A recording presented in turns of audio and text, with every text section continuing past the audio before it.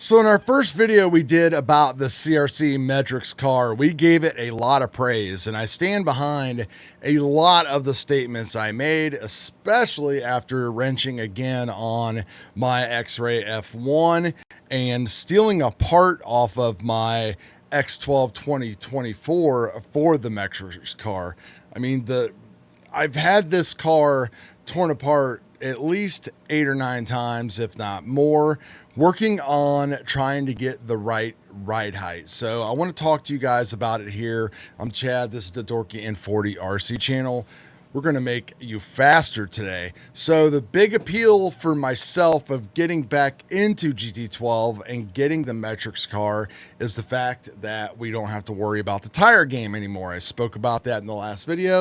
We'll put that right up here. But to make a long story short, we don't have to worry about tires like going bad on us like every race or every heat or whatever anymore. These new tires, whether you're running the Gravities or the CRCs here, are going to hold up and last, which means that you're not chasing the car setup all day long when it comes to things like ride height. You can focus on driving the car. You can make minor tweaks and adjustments to make your car drive better and faster.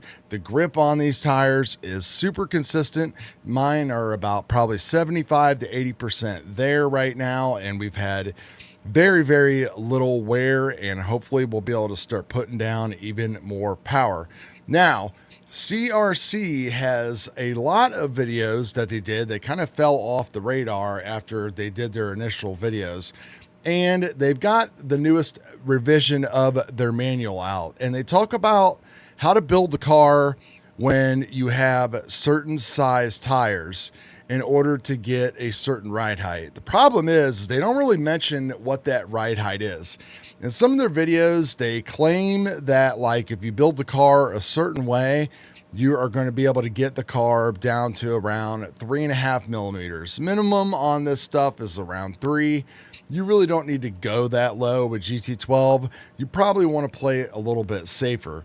Problem I was having with their build instructions and the video was I was either well above 4, like 4.2 to like 4.4, or I was like way down at like 3. And it was a combination of doing different things that was getting me there. Most of it had to do with, well, there's really only 3 ways that you can change the ride height. The main way to change the ride height of basically 3/4 of the car, because it's this upper plate combined from the lower plate, as you can see, metal carbon, is there's spacers that go in between here, and those are the spacers that are right there. Now, it tells you that if you're running a tire that's larger than 42 millimeters, you're going to want to use 3 of those spacers. And so I did that. And what did that do? Absolutely nothing. Didn't get me there at all. Now, there's also other things in the instructions that talk about shimming underneath your actual arms inside here, or actually in the arm and kingpin and extending the kingpin, and then also extending your rear ride height by stacking the plates together that come in the kit. And you can also purchase another kit with that, which is about $4, which I highly recommend if you buy this car to buy an extra bag of those, or maybe even a 2 millimeter carbon, which I actually ended up buying, and that got me where I needed to be. So that way you've got another variation of size. And I think all around now, I'm like about 4.5 millimeters of thickness here in the back in order to get the correct ride height. We'll talk about those numbers here in a second. So in the end, if you want to run these larger tires and you want your car around 3.4, 3.6 millimeters in ride height all around, definitely do not follow these instructions. So your car might be different, tolerances could be different. Not really sure where they're coming at with this.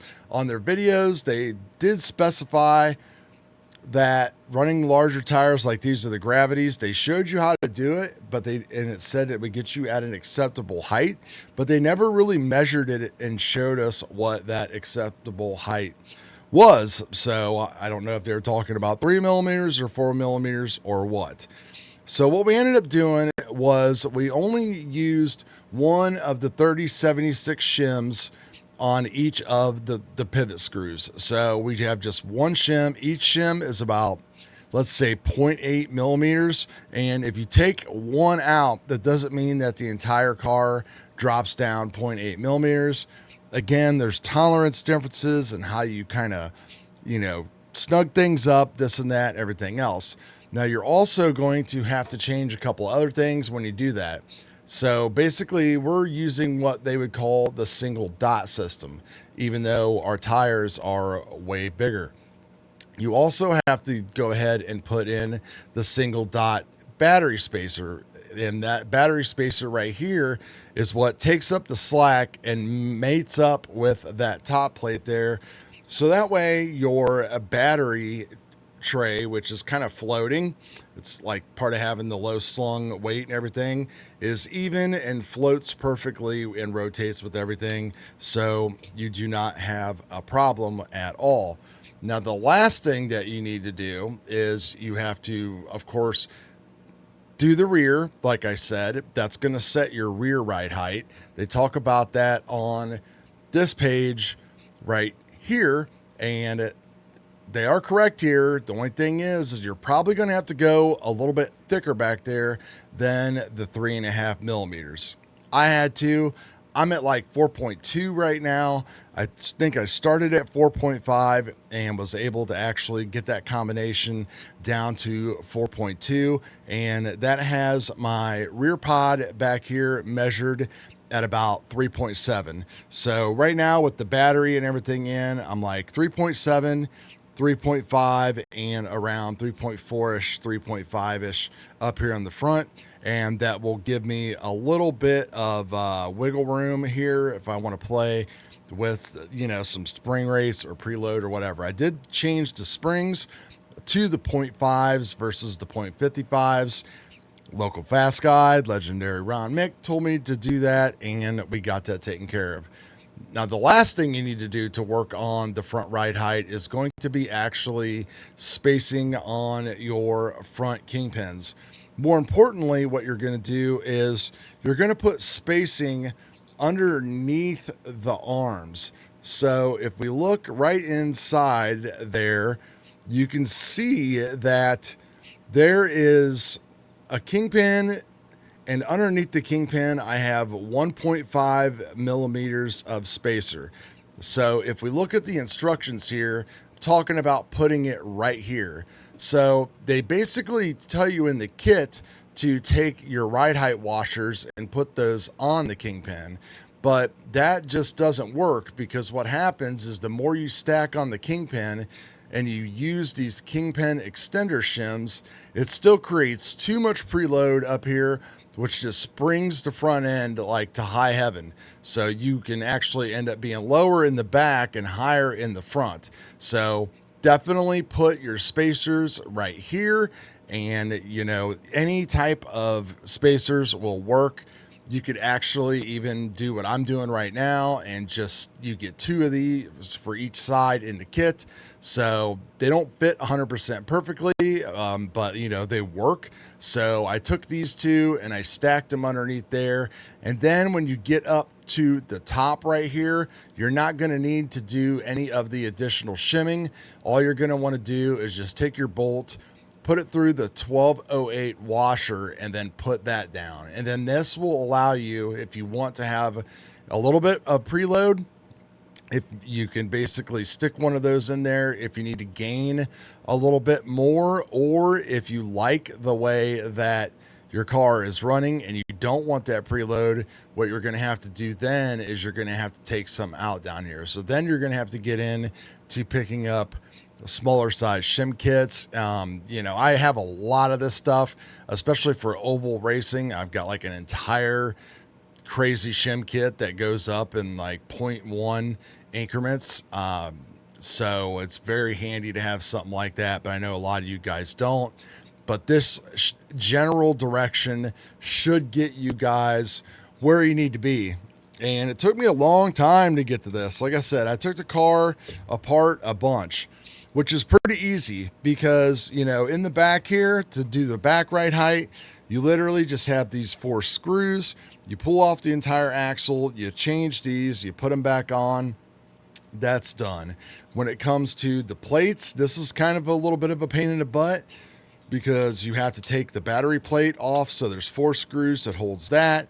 You take this battery plate off, then you have to change the spacer, and then changing these 2 pivot screws that are in between the plates actually isn't too bad.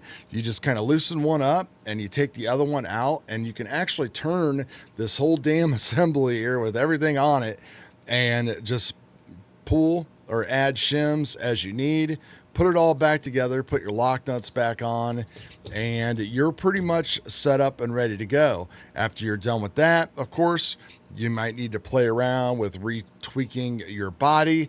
This body is just going to be what I'm running. I've got another one that's cut out a little bit more appropriately for this ride height and these tires. I kind of had this body. You can see the huge wheel wells and stuff that I got going on here. More for safety reasons, just because the last thing I wanted to do was to like ruin a set of brand new tires, especially because, you know, these are a $50 set of tires. But as I said previously, if we don't have to replace them constantly, that's a damn bargain. So the last thing we need to do when we get to the track is throw everything up on the granite and on the scales and get everything kind of retweaked, because when you're playing with the different screws and everything, you're going to have to reset your springs because we got different spring rates there. And then we're also going to have to reset the tweak. And then the other thing is just kind of make sure and see how the car is carving and running and handling, because, you know, you want to make sure that you've got your, you know, this rides on just 2 set screws now, and the pivots.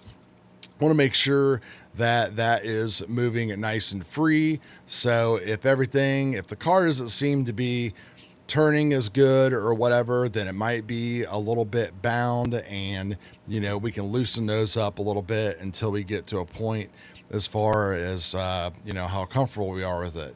I need to throw it back on the setup station, verify that my toe is pretty good. 0.5 to like 1 degree should be good enough. And I've already got kingpins lubed. We've got the dampers lubed. Got some replacement damping tube caps. You definitely want to buy a couple more of those. I'll probably put a list of what parts I would buy if you place an order. I know a few of you have already asked me that, and that way you've got everything you need to pretty much be successful. And right now, there's really not a whole lot that I can see that you're going to need to buy. You know, you might want to get some different front springs for your kingpins. You're going to get all the shims that you're going to want in the kit. But, you know, if you're like me and you drop stuff on the floor, you're probably going to want some extra ones and all that kind of stuff. So we're going to get this baby out on the track, see how everything goes.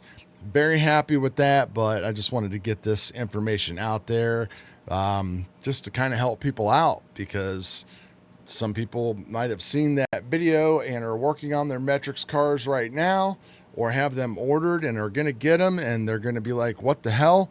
This thing is impossible to get the right heights that I want. And I would agree with you. It is impossible if you are not provided with the correct information.